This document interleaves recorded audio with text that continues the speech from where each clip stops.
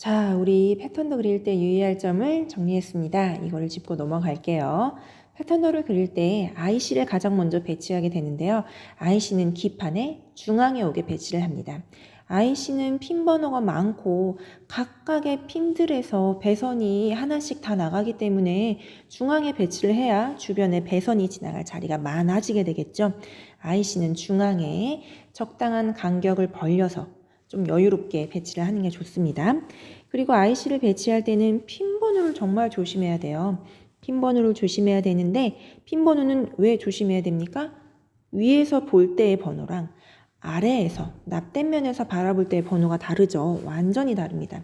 그렇기 때문에 핀 번호를 만약에 틀렸으면 IC에서 나가는 모든 배선이 잘못됩니다. 그렇기 때문에 핀 번호를 제대로 납땜을 안 하면 전체 달을 처음부터 다시 시작해야 되는 아주 그런 불상사가 일어나기 때문에 핀 번호는 항상 조심하고 또 조심하고 한 번 더 확인하고 하셔야 됩니다. 자, 8핀짜리의 경우를 예로 들어보겠습니다. 8핀짜리의 경우 납땜면에서 보면 자, 왼쪽에 홈을 뒀을 때 위쪽이 1번입니다. 만약에 홈을 오른쪽에다가 둔다면 아래쪽이 1번이 되겠죠. 자, 만약에 IC를 세운다고 보면 오른쪽, 홈이 위쪽에 있을 때 오른쪽이 1번입니다. 자, 이번에는 14핀, 지금까지는 8핀이었고요. 14핀을 한번 살펴볼까요? 14핀도 똑같습니다. 14핀도 부품면에서 보면 왼쪽을 홈으로 뒀을 때 왼쪽 아래가 1번입니다. 하지만 납땜면은 부품면에서 180도 뒤집어지기 때문에 왼쪽에 홈을 놨을 때 위쪽이 1번이고요. 1번, 오른쪽이 2번, 3, 4, 5, 6, 7번이 되고요. 7번의 맞은편이 8번, 9번, 10번, 11번, 12번, 13번, 14번이 되겠죠. 자, 16핀짜리 IC도 똑같습니다. IC를 세운다고 가정하면 세워서 위쪽에 홈이 간다고 생각을 하면 오른쪽이 1번입니다. 자, 핀의 개수만 늘어났지 IC 1번을 찾는 방법과 16번까지 돌아가는 방법. 1번 아래가 2번, 그 아래가 3번, 4, 5, 6, 7, 8, 8번의 바로 건너편이 9번 해서 9번에서 16번까지 이렇게 한 바퀴 도는 방법. 이렇게 번호가 매겨지는 방법은 8핀이든 14핀이든 16핀이든 똑같습니다. 여러분, 납땜 면에서는 핀 번호가 바뀝니다. 다시 한번 잘 보시고 눈으로 꼭 익혀두시고 패턴도를 그릴 때는 IC 핀 번호를 절대 틀리지 않도록 꼭 조심하도록 하세요. 자, 세 번째 살펴보겠습니다. 저항에 보면 색띠가 있고요. 색띠의 마지막은 항상 오차죠. 금색 아니면 은색으로 되어 있죠. 이 오차의 방향을 일치시켜 놓는 게 훨씬 정돈돼 보이고 좋겠습니다. 자, 그 다음에 콘덴서의 극성을 잘 보고 꽂으셔야 됩니다. 콘덴서 중에서 극성이 있는 콘덴서는 전해 콘덴서 하나죠. 플러스 마이너스를 반드시 표기를 해줘야 되고요. 플러스 연결할 곳은 플러스에, 마이너스를 연결해야 할 곳은 마이너스에 꼭 해야 되고요. 콘덴서가 만약에 전해 콘덴서가 한 회로에 여러 개가 들어간다. 그러면 그 극성의 방향도 일치시켜 놓는 게 좋습니다. 자, 세 번째 다섯 번째를 볼게요. TR의 극성을 정말 조심해야 됩니다. 우리가 많이 쓰이는 부품으로 트랜지스터라고 부르는 자, 그림처럼 이렇게 검정색으로 생긴 아주 작은 부품이 있죠. 자, 회로도에서는 TR이 이렇게 생겼습니다. 이렇게 생겼어요. 이거가 TR인데요. 회로도에서 생긴 거랑 실제 모습이랑 다리 순서가 조금 다릅니다. 회로도에서는 가운데가 베이스죠. 베이스 이렇게 생긴 데가 콜렉터 2라고 쓰여진 데가 2m입니다. 하지만 실제 TR은 가운데 다리가 뭡니까? C입니다. 콜렉터입니다. 자, 우리가 납땜하면서 많이 쓰이는 TR 중에 하나는 C1815라는 MPN형 TR인데요. 이 TR은 이름, 즉 TR의 평평한 면을 내가 눈앞에 놓고 봤을 때 왼쪽부터 2m, 가운데가 콜렉터, 오른쪽이 베이스입니다.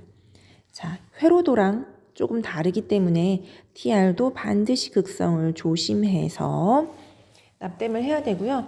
TR의 극성을 만약에 틀렸다 그러면 전류가 아예 흐르지 않거나 아니면 과전류가 흘러서 TR이 타버릴 수 있습니다. 여러분, TR이 타서 TR이 뜨거워지고 그 채로도 그냥 놔두면 TR에 이렇게 구멍 생기는 거 경험하신 적이 있으신가요? TR에 과전류가 흐르면, 즉 2m 콜렉터 베이스를 제대로 찾아서 납땜하지 않고 그 극성이 틀렸다면 TR이 타거나, 여기에 과전류가 흘러서 TR만 타는 게 아니죠. 주변에 있는 다른 IC도 손상시킬 수 있습니다. 그렇기 때문에 TR의 극성도 아주 조심을 해야 되는 것 중에 하나죠. 자, TR도 조심하도록 하고요. 자, 그 다음으로 넘어가 볼게요. 소자들을 저항이나 콘덴서, TR 이런 것들을 세로로 배치를 하도록 합니다. 이게 무슨 말이냐면요. 세로로 배치를 한다는 거는 납땜을 할 때 이렇게 배치를 한다는 거죠. 이렇게 배치를 하기 때문에 세로 방향으로.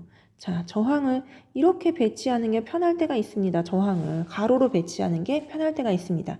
그런 때는 예외적으로 웬만하면 세로로 배치를 하고 가로로 배치를 할 때는, 자, 배선이 이 안으로 지나가는 게, 이렇게 배선을 하면 회로가 아주 간단해질 때, 그럴 때만 가로 배치를 허용을 하도록 하겠습니다. 자, 웬만하면 모든 부품은, 소자들은 세로로 배치하는 걸 원칙으로 하겠습니다. 자, 3단 배치. 지난번 동영상에서 설명했죠. 소자들의 줄을 맞추는 거예요. 3단. 자, 기판이 있으면 1단, 2단, 3단으로 부품들의 줄을 쭈루룩 맞추는 거를 얘기합니다. 이렇게 줄을 맞춰서 배치를 하면 어떤 게 좋다고 했죠? 자, 뒤집든 부품면에서 보든 뒤집어서 납땜면을 보든 부품이 어느 위치에 있는지 그거가 파악이 잘 되기 때문에 다음번에 고장 수리를 할 때 상당히 편합니다. 자, TR 실제로 납땜한 모양 다시 한번 보고 가실게요. 가운데가 콜렉터입니다. 자, 그 다음에 지난번에 선생님이랑 같이 했던 그 비트 발진기예요. 선생님이 그렸던 그림을 가지고 왔는데요. 자, 3단 배치가 됐나? 선생님이 그린 그림은 3단 배치가 됐나 볼게요. 여기가 1단, 자, 가운데 2단, 세 번째 줄 3단. 3단 배치가 아주 아름답게 되어 있죠? 이렇게 배치를 하면 훨씬 더 좋은 작품을 만들 수 있습니다. 자, 마지막 거 볼게요.